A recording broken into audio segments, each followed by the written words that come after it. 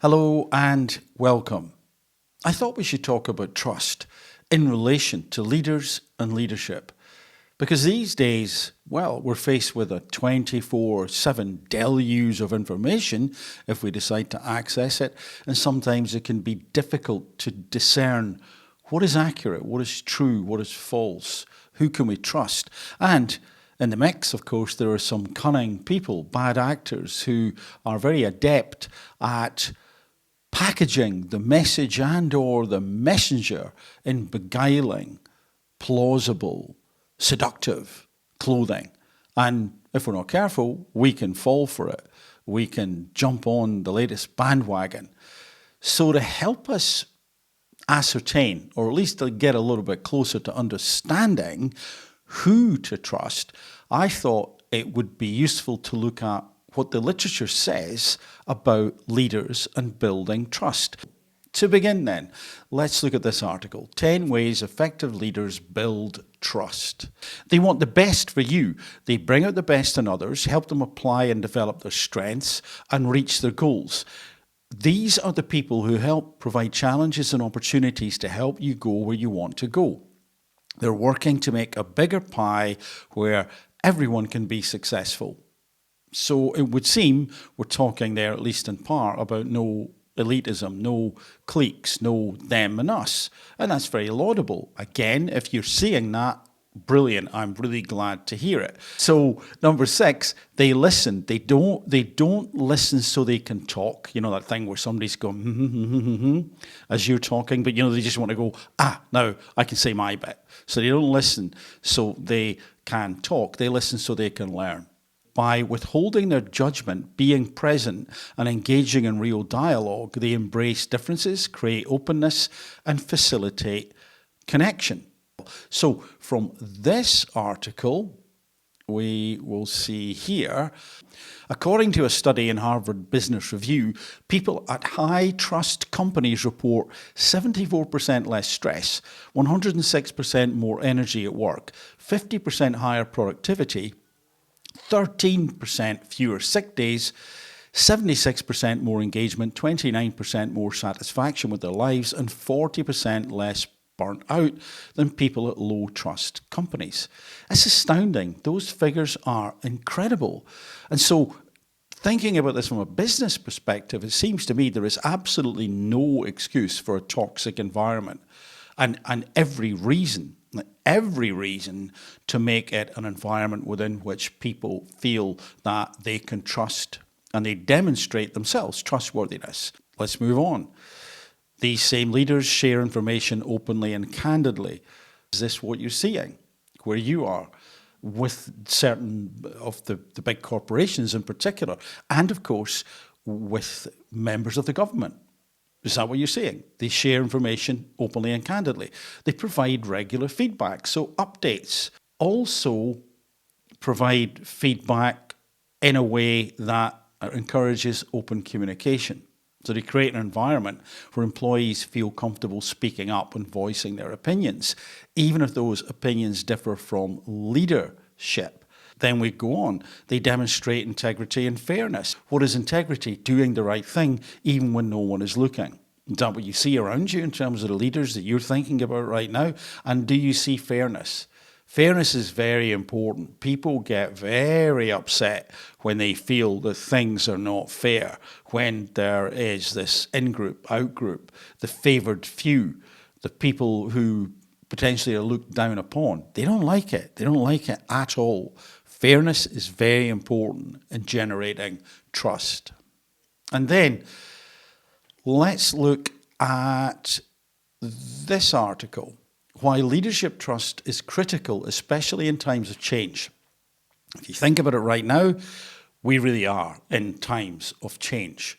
Of course, through history, there have been great periods of time when there's been turmoil, tumultuous things happening. But certainly right now, I do believe that if you think, and I think that there's a lot of change going on, that we're not making it up. I think there is a lot of change.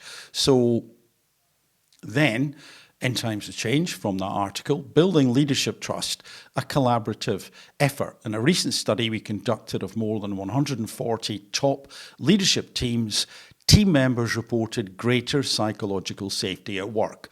And again, for the sake of brevity, I'm not going to go over every part of that particular paragraph because I want to focus in on this idea about psychological safety at work and skip then to this article.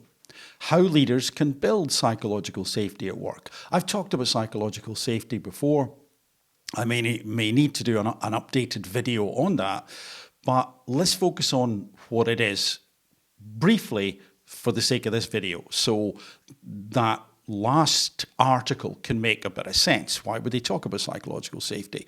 So what is it? Psychological safety at work doesn't mean that everybody is nice to each other all the time. It means that people feel free to brainstorm out loud, voice half-finished thoughts, openly challenge the status quo, share feedback, and work through disagreements together. So we're not talking about a team, an organisation, a community, a society where people don't have any disagreements. That would be odd. That would be strange. That would be quite robotic. Instead, what it means is that those differences in opinion are talked through, and it's fine to do so. And if you imagine an organisation, team, business, where you're able to do that, and you can turn up as you and say, hey, I've got an idea, and you won't get shot down in flames. You won't get this sort of kind of eye roll thing that can go on, oh, here he goes again, or, yeah, thanks, next person, maybe you've got something sensible to say as opposed to this individual over here. And it's not the type of environment where you say something and someone smiles, you've voiced an opinion, and nothing happens. Not immediately, a week later, you get a metaphoric slap on the back of the neck. It's not that environment at all. And I hope you'll agree that an environment that's psychologically safe, and there's more to psychological safety than this, of course, but one that is safe like that so you can speak up is healthy, isn't it? Isn't that what we need in society as well? The leader who can help generate psychological safety on that particular point facilitates everyone speaking up, shows genuine curiosity. I mentioned that before. I've talked about that before. And honour frankness and truth-telling. Isn't that interesting? Telling the truth is important. The leader's genuinely curious. I want to know what you know because I don't know everything. I say that because my ego has been dialed down. We know that some leaders' egos have not been dialed down. Be an open-minded, compassionate leader. Again, empathy once more, and willing to listen when someone is brave enough to say something challenging the status quo or the narrative of the day, the established thinking. Organisations with a coaching culture will more likely have team members with the courage to speak the truth. So if a leader develops a coaching style, at least in part, how can I help you? Let me ask you some questions to help refine your thinking. How could we get better at that next time? If they have that style, what a difference it does make. And once more, thinking about organisations that you interface, maybe you work within, maybe you lead, and of course, governments. Do they do this? Are they curious? Are they compassionate? Are they open to challenge? A lot of them say they are. Is that the case? Is that what we're seeing? I wonder. And then we go on to this article. Just to finish off, I'm going to read a little part of it, which is actually towards the end of this article, The Neuroscience of Trust. And that article, if you're interested, talks about oxytocin, amongst other things, as being important, and the need for people to work together as teams and groups. And if you imagine, of course, the history of humans is very tribal, and humans needed to work successfully in a tribe. So trust is essential to survival in so many different ways. Anyway, here's a little part from, as I say, towards the end of that article. Former Herman Miller CEO Max Dupree once said, The first responsibility of a leader is to define reality. That would mean telling the truth, being open and transparent, wouldn't it? The last is to say thank you. You hear that a lot from leaders these days? Some, not all. In between the two, the leader must become a servant. So if you think about that, bit of a canter over some of those different thoughts and ideas and consider this overriding concept of the leader being a servant, then a lot of those things make sense. To serve, you've got to be compassionate. To serve, you've got to be truthful. To serve, you've got to give updates.